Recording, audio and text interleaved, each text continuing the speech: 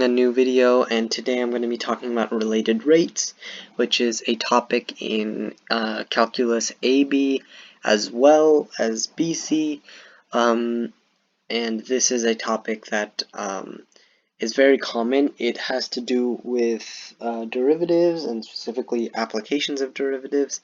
I don't remember which unit it shows up in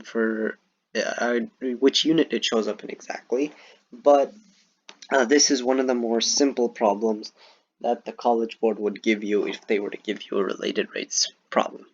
And this is specifically regarding a triangle.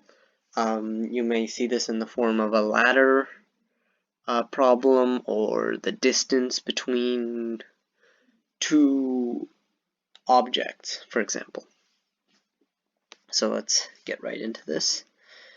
Alright, so we are given some information here, and I'm just going to mark it down since I didn't mark it down earlier. And so h is going to be hypotenuse. This is going to be our hypotenuse, and I'm sorry that this isn't to scale.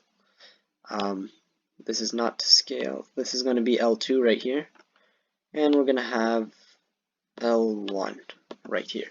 And so h, it represents our hypotenuse, but actually wait. No, sorry.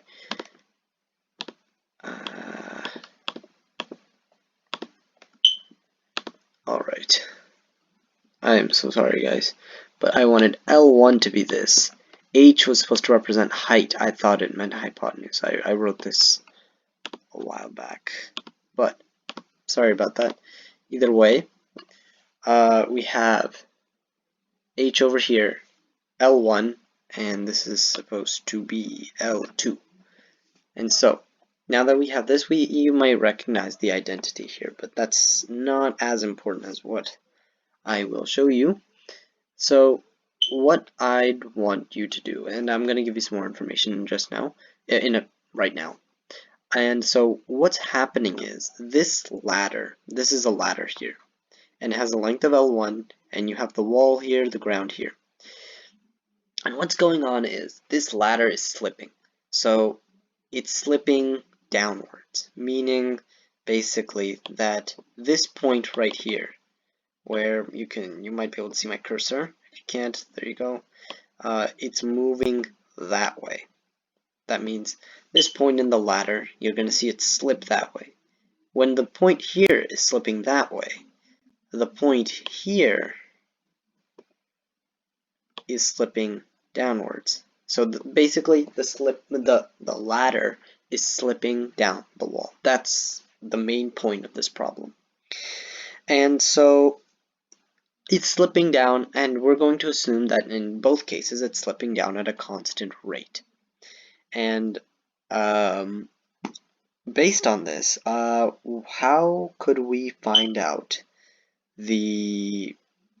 how fast the ladder is slipping down if I give you that right here it's slipping down at 1 meter per second. Let's assume that they're all in meters as well. So if this is slipping that way at 1 meter a second, how fast is this slipping down? Is it also 1 meter a second? Something different? Bigger? Smaller? What is it? Try to solve this yourself, and then I'll show you the solution.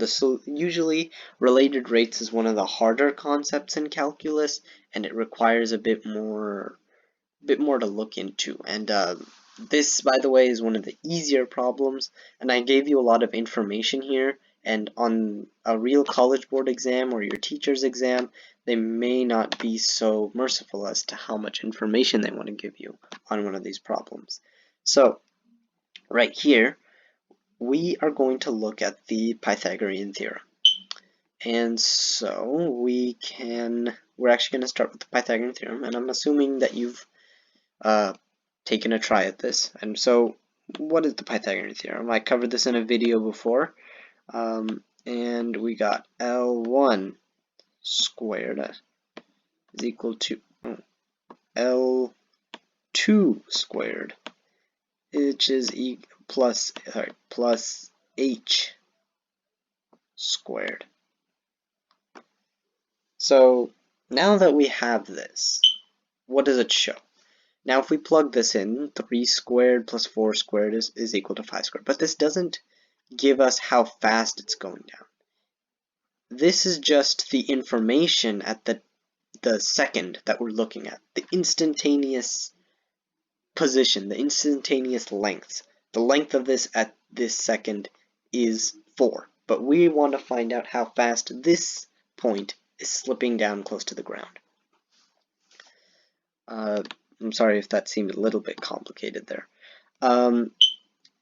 Alright, so if we were to take the derivative of this entire thing with respect to time, the reason we're doing it in respect to time is because our answer is wanted in respect to time. We want to find out how fast this is slipping down. How fast that is slipping down is determined on how fast this point goes down over a certain period of time. When it's over a certain period of time, meaning that we have to do it all, we have to do everything, every one of the calculations with a respective time, with the respect towards time. So if we do that, we basically offshoot implicit differentiation. And so we get 2L1. And then we're going to have dL1. And this is the rate of change of dL1. And dL1 is this right here. And you may have noticed it by now that there is something that we could take out.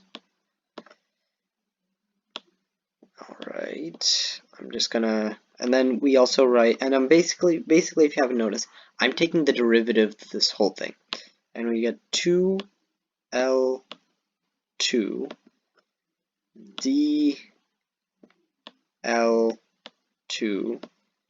dt, and everything is over dt, meaning that it's in with respect to time. And then we also have here 2h,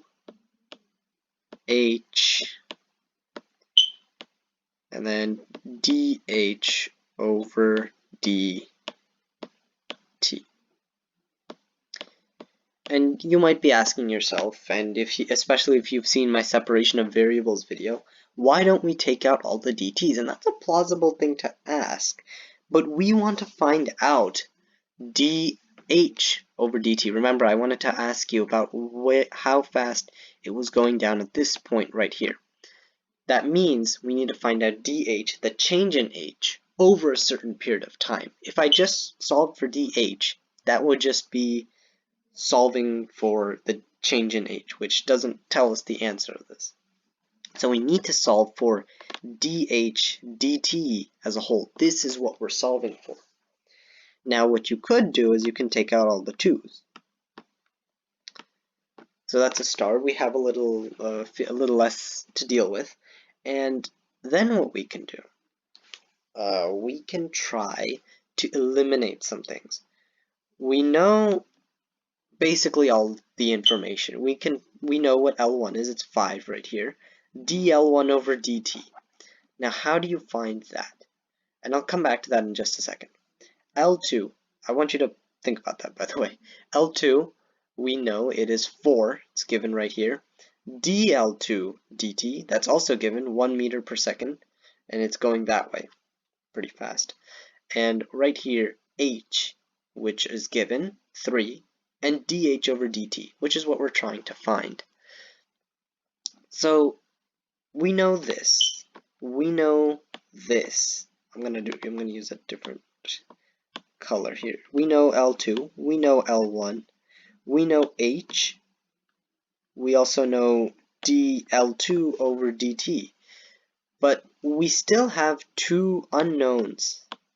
We don't know dL1 over dt. And we don't know dh over dt. So what is, and we're trying to solve for dh dt, that means we need to try to eliminate this somehow, find the value for this. So what's dL1 over dt? Well, it's the rate of change of this line right here.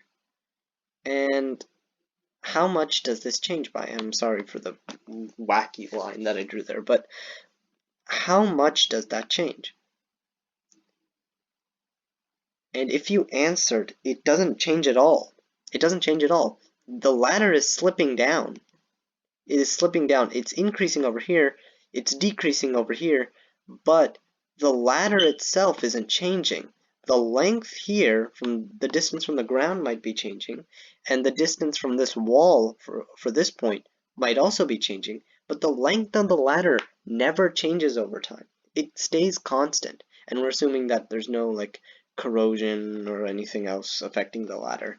So dl1 over dt is just 0, since the rate of change over time for the ladder is 0. And that means this whole term is cancelled out.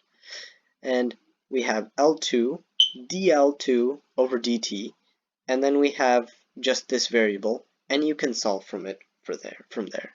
I hope this helped, and do try to solve it on your own. Thank you for watching.